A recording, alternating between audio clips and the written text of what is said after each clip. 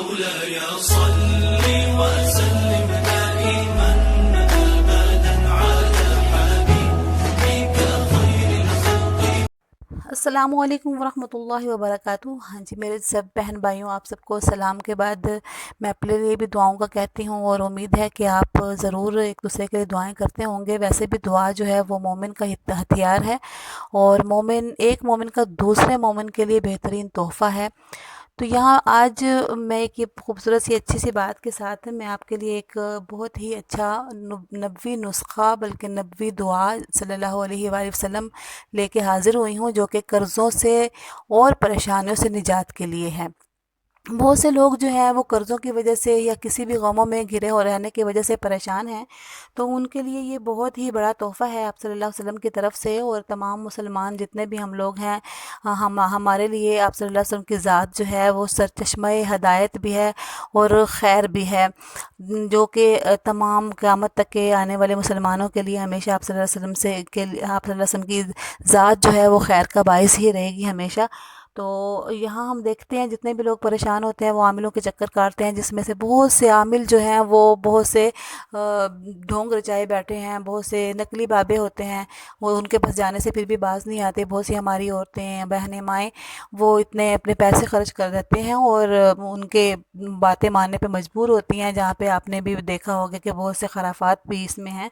تو کیوں نہ آپ صلی اللہ علیہ وآلہ وسلم کے بتائے ہوئے طریقے پہ چلیں، آپ کے بتائی ہوئی دعاؤں پہ عمل کریں۔ بعض عامل تو خیر ٹھیک ہوتے ہیں اور اللہ والے بھی ہوتے ہیں، تو کچھ وظیفے ان کے جو کہ مسنون نہیں ہوتے، لیکن البتہ وہ ان کی معمولات میں سے ہوتے ہیں جو انہوں نے اپنی زندگی میں کیے ہوتے ہیں، جس کی وہ کرنے کی تجربات کی روشنی میں انہوں نے لوگوں کو بھی بتائے ہوتے ہیں، تو وہ ان کو ہم کر سکتے ہیں، اس میں کوئی مذائقہ بھی نہیں ہے۔ لیکن جو نبی کریم صلی اللہ علیہ وسلم نے ہمیں بتائی ہیں اور ہر جس موقع کے لیے بتائی ہیں، تو کیوں نہ ہم ان سے فائدہ اٹھائیں، اور جو کہ ہمارے لیے اصل فائدے کا باعث بھی بنیں گی، اور جس میں کہ بالکل بھی کسی قسم کی شک و شبے کی گنجائش بھی نہیں ہوگی، اور اس پہ ہمارا ایمان بھی ہونا چاہیے۔ ہمیں اس میں کسی قسم کا شک واقعی نہیں کرنا چاہیے، تو تبھی ہمیں اس کا جو ہے اصل فائدہ ہوگا۔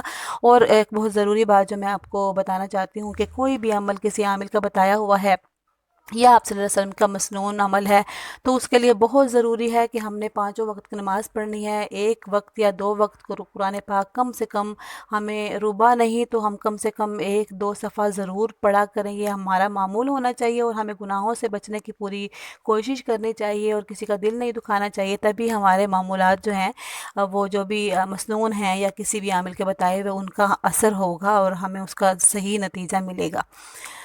ویسے تو نماز ہر مسلمان پہ ہر حالت میں فرض ہے، کسی وقت بھی ہم نہیں اس کو چھوڑ سکتے۔ کافر اور مومن کے درمیان جو ایک فرق ہے وہ نماز کی ہی کا ہے، لیکن جب ہم نے وظیفہ کرنا ہے تو ہمارا وظیفہ بغیر نماز کے، بغیر اللہ کی عبادت کے قبول نہیں ہوگا، اور گناہوں کے ساتھ تو ویسے بھی کوئی عبادت بھی قبول نہیں ہوتی، تو وظیفہ کیسے قبول ہو سکتا ہے؟ تو اسی لیے گناہوں سے بھی ہم نے بچنا ہے۔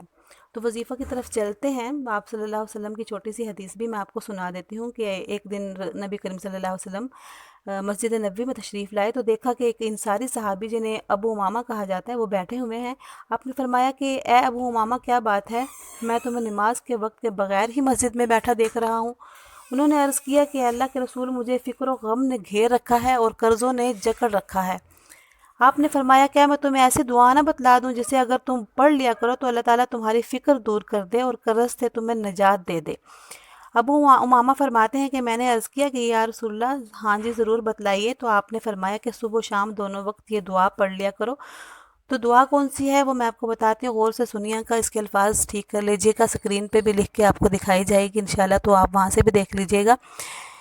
آپ نے فجر کے نماز کے بعد اور مغرب کی نماز کے بعد پڑھنی ہے۔ اگر بھول جائیں تو تھوڑی سی دیر بعد، اگر نماز کے بعد اسی وقت فوراً یاد نہیں آئی، تھوڑی دیر بعد یاد آئی، وضو نہ بھی ہو، تب بھی اس دعا کو آپ پڑھ سکتے ہیں۔ 1 دفعہ پڑھنا مسنون ہے، اگر 3 دفعہ بھی پڑھ لیں تو اچھا ہے، تو 1 دفعہ تو لازمی پڑھنی ہے، یعنی کہ فجر کی نماز کے بعد بھی 1 دفعہ اور مغرب کی نماز کے بعد بھی 1 دفعہ۔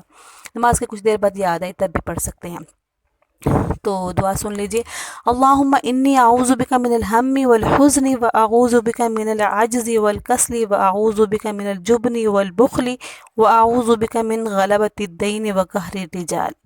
حضرت ابو امامہ فرماتے ہیں کہ میں نے ایسے ہی کیا، چنانچہ اللہ تعالیٰ نے میری فکر دور فرما دی اور میرے اوپر سے قرضے کے بوجھ کو اتار دیا۔ ہاں جی، تو آپ مجھے بتائیے گا کیسا لگا آپ کو وظیفہ، اور اللہ تعالیٰ ہم سب کو مسنون دعاؤں پہ عمل کرنے کی توفیق عطا فرمائے۔ اب مجھے دیجیے اجازت، اپنا ڈھیر سارا رکھیے گا خیال اور مجھے دعاؤں میں یاد رکھیے گا۔ جزاک اللہ خیرا، جزائے فی الدارین۔ اللہ حافظ۔